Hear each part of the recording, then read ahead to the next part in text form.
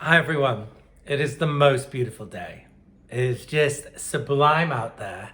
And later on, I'm going to try and sneak out and walk around the lake. I'm having a tiny little break, a couple of hours, because I finished the first edits on my 3 Nasruddin books. And I've just done the printed proofs of volume 1 of an anthology I've done called A Son of a Son, of my father's, my grandfather's, and my work. And I'm so pleased with it. I'm just thrilled. So in my little break here, I've just been going through 2 just amazing kind of things I've got here, 2 books, which relate to Richard Francis Burton's translation of the Arabian Nights from the 1880s. As I've got a first edition sitting over there, and he spent so many years doing the 17-volume translation, which links into a book that I'm going to be releasing soon called Congress with a Crocodile.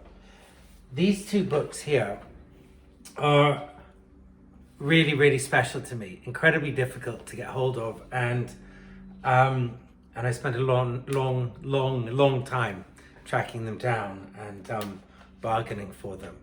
This one, which is in the same binding as Burton's Arabian Nights, is a series of illustrations that were done, see that, for Burton's Arabian Nights by someone called Letchford, Albert Letchford. It says, a series of 70 original illustrations for Captain Sir Richard Francis Burton's Arabian Nights and a portrait of Sir Richard Francis Burton. And they're incredible, and there's so many of them. But one of the reasons I'm fascinated is they're really risque for the time, for the dying days of the 19th century. I'm not trying to necessarily find a risque one, but they're very beautiful, but kind of very sort of fairy-like. Here's one, for example. This is the illustration of Tale of Ghanim bin Ayub, and some of them have very scantily clad ladies in them. This is the portrait here done of Burton, and I just love it. I love the tooled work on the front. The other one that I have, which is even harder to get hold of, and it took me a very long time, especially because I didn't have very much money to spend on it. And here it is. It's a collection, a box set, and it was limited to 250 copies. This is copy number 128. It's a limited box set of Stanley L. Wood's illustrations for Burton's translation, and it predates Letchford, as far as I understand. I love it. I love that, for example, this opens. This is a list of the plates, and you can just breathe in how extraordinary it is. And again, it's very risque. Each one of these aren't bound, so they're unbound, which kind of makes them all more special. Here's one of them. Very scantily clad ladies. I can't even read. Hang on. This is the story of King Shahryar and his brother, and that one. And there are so many. There's like dozens of them.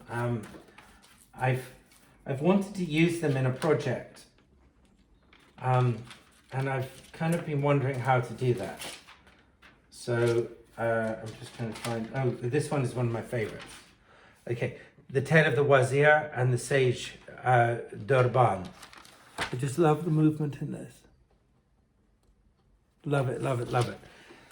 So just wanted to share those in my quick break between projects. I have to push on.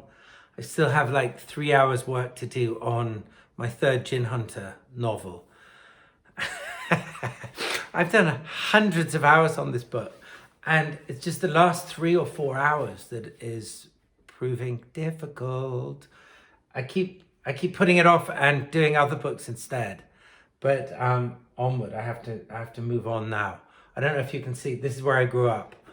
This is my screensaver on my computer. This is Langton House, covered in post-it notes and messy files. And I just heard that Langton House has sold very recently, apparently to a couple who want to retire there. I'm green with jealousy, but I wish them well. All right, I'm rambling now. I have to get on with my work. I'm procrastinating. That's why I'm leaving this video. It's a procrastinator's video. Thank you. I would just want to say thank you to everybody on Patreon, and especially to the few people who have signed up in the last few days. I am more grateful to all of you than you can ever know. Please invite your friends, cajole them, coerce them, get them to sign up too. All right, all the best.